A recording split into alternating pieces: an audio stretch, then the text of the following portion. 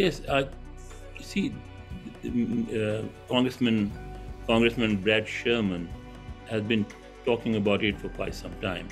And initially, I did not take him very seriously because it seemed that he was the only one who talked about this, who wanted to bring Dr. Shakeel Afridi back, and who is also offering to trade him with Dr. Aafia Siddiqui, a Pakistani neuroscientist who is in prison in Texas. Uh, and I thought it was a non-starter. It was just a political gimmick, and he will talk about it because obviously Dr. Shakeel Afridi is popular in the United States.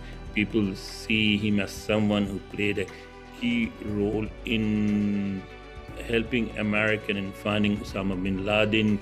Sort of, he confirmed that this was a place in Abbottabad where bin Laden is hiding, and based on that information, the Americans conducted, this was in 2011, I think May 1st, 2011, they conducted an operation and they successfully eliminated him and went away. Now he is seen as Congressman Sherman said in his statement, in his recent statement that we're talking about, he said that he was a 24th member of the 23-member team that eliminated bin Laden, meaning that he was officially not a member of the team, but this could not have been possible without his help. And he, I think, has been also awarded the Congressional Medal for Freedom. If he returns to the United States, he will be very popular. And the way we have treated him, he will obviously will not be very positive to Pakistan and its establishment.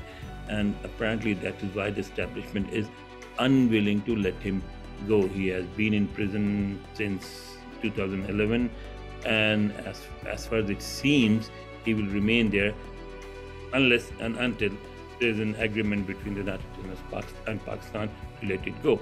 Now, what could actually persuade the Pakistanis to let him go? Some people, including Aafia Siddiqui's family, they believe that if the Americans offered to let Aafia Siddiqui go, then the Pakistanis will accept the trade-off and then release Shakeel Afridi. Two things that are not clear. Number one, will the Americans make that offer? Yesterday, for the first time, a senior state, not yesterday, last week, I would say, a senior State Department official, Elizabeth Host, while responding to a question from Congressman Sherman, indicated that they are willing to consider it as a serious proposal. They said that they are looking for a creative solution to this problem, and this could be a creative solution. It could actually lead to Dr. Shakil Afridi's release. But she also said that they will first consult the Department of Justice. They will see the legal issue because she is a convict. She was tried for attacking US soldiers in Afghanistan and punished because she did not defend herself. And so they will have to see if their laws allow them to let her go, if there is a legal precedence for doing so. So suppose that, yes, American finally decided to make that offer and ask Pakistan to swap Dr. Aafia Siddiqui for Dr. Shakeel Afridi. Will that happen? Now, the thing is, does Pakistani establishment see Dr. Aafia Siddiqui as somebody they want back in Pakistan? I'm not sure. I mean, according to popular the stories that you often see in both Pakistani and American media, she was not arrested from Afghanistan as the American claimed, but she was arrested in Karachi, by Pakistani authorities and handed over to the Americans, who took her to Afghanistan, and then from Afghanistan they brought her to the United States. Now, if they thought she was an Al-Qaeda activist, why would Pakistan want to bring her back? Man, if you actually bring her back, you will prove the American claim that Pakistan, particularly the Pakistani establishment, sympathizes with Al-Qaeda. Pakistan would not like to do that, would not like to come out as an Al-Qaeda supporter. Then she is not well, she is very unwell, they would not, so that, well, let's talk about that later. So why would they want her back?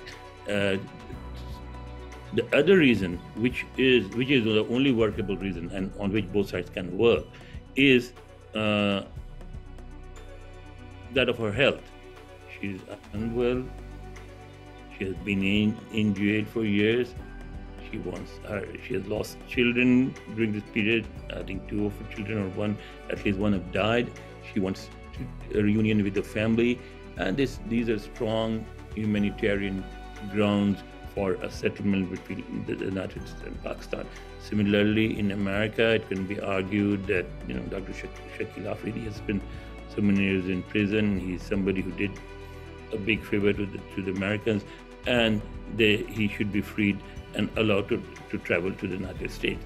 And this swap or trade-off can happen purely on humanitarian grounds and no other grounds. I mean, I think that is how it should be approached, and perhaps that is how if they get serious, if both governments get serious, then that is how they will make it happen.